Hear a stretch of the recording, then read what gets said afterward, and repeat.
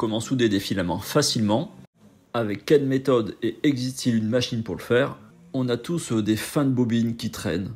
Si t'es comme moi, tu vas les accumuler, tu vas les oublier dans une étagère, au sol, n'importe où. Bon, et puis on a un peu la flemme quoi.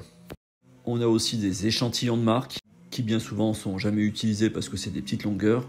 Et faut avouer que c'est pas vraiment pratique. Alors on a connu les méthodes à l'ancienne, tu sais, avec le briquet, un tube PTFE. Mais le problème, lorsque tu avais des longueurs de bobines, imagine t'as 20 mètres, et après il faut retirer 20 mètres de bobine. T'as connu aussi ces trucs là, à 2 balles, sur lesquels tu le fais une fois parce que tu vas chauffer, tu vas visser, tu vas redévisser. T'as aussi les espèces de pinces qui vont chauffer, sur lesquelles c'est compliqué. En gros, c'est un peu du bricolage. Du coup, on va essayer le connecteur de filament de Sunlu. Sur le principe, c'est une boîte chauffante sur laquelle on va pouvoir régler en fonction de si tu as du PLA, de l'ABS, du PETG, du PC. En fait, ça marche avec quasiment tous les filaments, sauf les filaments très spécifiques comme le nylon qui nécessitent d'être chauffés particulièrement fort. Donc là, on a notre boîte, on a un petit câble que l'on va raccorder avec une prise USB, donc ça le rend portatif. Typiquement ici, je l'ai branché sur une batterie externe. Tu as un sachet avec des petits tubes en PTFE et les filaments que tu vas pouvoir souder, ce sont des 1,75. Tu ne pourras pas faire les gros filaments en 2,85. On va l'allumer, on est sur un écran tactile. On va choisir soit du PLA, soit de l'ABS, comme on a vu tout à l'heure, l'ensemble des filaments qui sont pris en charge par la boîte de Sunlu.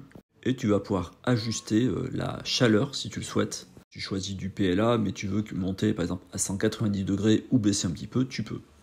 Là où tu vois marqué PV, c'est finalement la température en temps réel. Compte environ 3 minutes pour que ça puisse chauffer à 185 degrés pour le PLA. Ensuite, on va récupérer nos chutes de filaments et on va devoir les découper. Le but sera de les placer dans cette petite rainure avec le tube PTFE. Le connecteur de filament Sunlu va donc les chauffer entre eux. Ensuite, on le placera sur l'arrière pour pouvoir couper le tube PTFE. Donc ce qui est important, c'est de couper les filaments, tu sais, toujours en biais, ne pas les couper droit. Le but étant que si tu les coupes droit, tu vas avoir plus de difficultés à les souder entre eux, alors que si tu les coupes vraiment avec un angle, en chauffant, tu as beaucoup plus de chances que l'un s'associe à l'autre, donc ils soudent ensemble. On regarde si notre boîte est à température, donc ici 185 degrés. On va placer donc nos filaments et notre tube PTFE avec la partie du milieu, tu vois, sur la partie centrale qui est grise. Et ensuite, ça va émettre quelques bips. C'est finalement très rapide, il faut compter entre 8 et 10 secondes. On appuie sur le petit bouton pour pouvoir relever le capot. Donc là, un peu de vigilance parce que si tu es sur des bobines, surtout sur des fins de bobines, tu sais, qui sont un peu en accordéon, comme ça va chauffer sur plusieurs centimètres ton filament, il va devenir mou de chacun des côtés du tube PTFE. Donc tu essayes de bien le remettre dans l'axe. En gros, essaye de faire en sorte qu'il soit bien droit.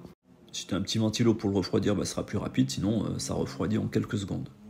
Ensuite, on va placer notre tube PTFE sur l'arrière de la boîte pour pouvoir le couper. Donc le principe, en fait, il y a une espèce de petite lame qui va être cachée sous la rainure. Et lorsqu'on va fermer le couvercle, on va couper notre tube PTFE. Bien entendu, sans couper le filament. Et bien sûr, pour éviter de faire du gaspillage, si tu as que des petites longueurs à souder entre elles, fais glisser ton tube PTFE sur l'autre extrémité pour pouvoir raccorder ton autre filament, et ainsi de suite. L'idée de couper le tube PTFE a bien entendu du sens quand tu as des grandes longueurs. Une fois que tu as soudé toutes tes chutes de filaments, tu vas pouvoir les replacer sur une bobine. Tu vas pouvoir te créer des bobines dites multicolores, et ça t'évitera de perdre tous ces déchets de filaments. Alors, ce connecteur de filament distribué par Sunlu est en précommande. Ils l'ont sorti pour leur 11e anniversaire.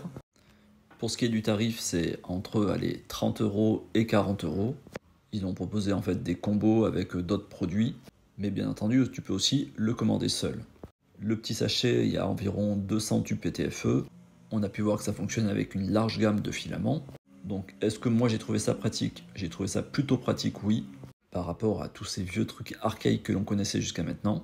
Et j'ai pu te montrer qu'on n'est pas obligé de jeter à chaque fois à la poubelle les tubes PTFE qui sont livrés avec. Ça dépendra de la longueur du filament que tu soudes. Bien entendu, si tu as des questions, suggestions ou remarques, je te laisse les placer en commentaire, comme d'habitude. Et en attendant, je vous dis à très bientôt les artistes.